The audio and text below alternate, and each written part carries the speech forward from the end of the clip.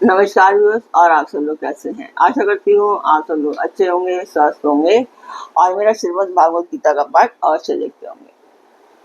तो आइए शुरू करते हैं हम आज का पाठ। उच्च देव इमे लोकः न कुर्याम कर्म चेत अहम शंकरस्य च कर्ता श्याम उभहन्यम इमः प्रजा। तो इसका मतलब है, हिंदी रूपांतरण है इसका। इसलिए यदि मैं कर्म ना करूं तो ये सब मनुष्य नष्ट भ्रष्ट हो जाएं और मैं संकरता का करने वाला हूं तथा इस समस्त प्रजा को नष्ट करने वाला बनूं। यदि मैं कर्तव्य कर्मों का त्याग कर दूं तो उन शास्त्र विहित कर्मों को व्यर्थ समझकर दूसरे लोग भी मेरा देखी देखी उनका परित्याग कर देंगे और राग द्वेष के वश होकर एवं प्रकृति के प्रभाव में पड़कर मनमाने नीच कर्म करने लगेंगे तथा एक दूसरे का अनुकरण करके सबके सब स्वार्थपरायण, भ्रष्टाचारी और उच्छल हो जाएंगे। ऐसा होने से वे सांसारिक भोगों में आसक्त होकर अपने अपने स्वार्थ की सिद्धि के लिए एक दूसरे की हानि की परवाह ना करके अन्याय पूर्वक शास्त्र विरुद्ध लोकनाशक पाप कर्म करने लगेंगे।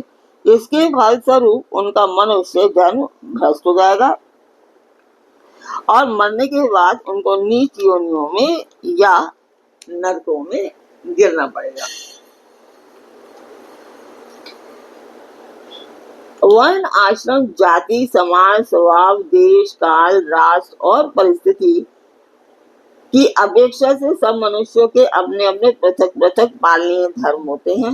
शास्त्र विधि का त्याग करके नियम पूर्वक अपने अपने धर्म का पालन ना करने से सारी व्यवस्था बिगड़ जाती है और सबके धर्मों में संकरता आ जाती है, अर्थात उनका मिश्रण हो जाता है। इस कारण सब अपने अपने कर्तव्य से भ्रष्ट होकर बुरी स्थिति में पहुंच जाते हैं, जिससे उनके धर्म, कर्म और जाति का नाश होकर प्रायः मनुष्यत्व ही नष्ट हो जाता है।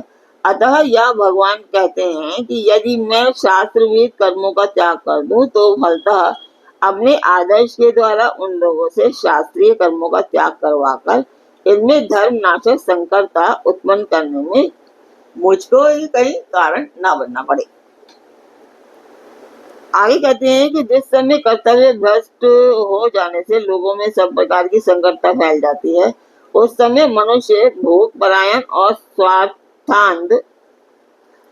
में अंधे होकर भिन्न भिन्न साधनों से एक दूसरे का नाश करने लग जाते हैं। अपने अत्यंत क्षुद्र और क्षणिक सुख के उपभोग के लिए दूसरों का नाश कर डालने में जरा भी नहीं हिचकते।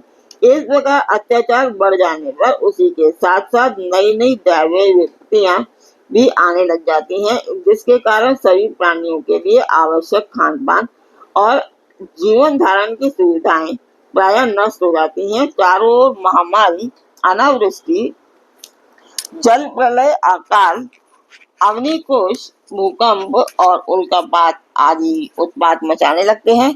इससे समस्त प्रजा का विनाश हो जाता है।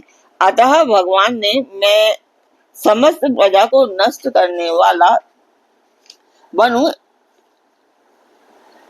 मैं शास्त्र विहित कर्तव्य कर्मों का त्याग कर दूं तो मुझे उपयुक्त प्रकार से लोगों को उच्छल बनाकर समस्त प्रजा का नाश करने में निमित्त ना करना पड़े, मतलब मैं पाप का भागीदार ना बनूं।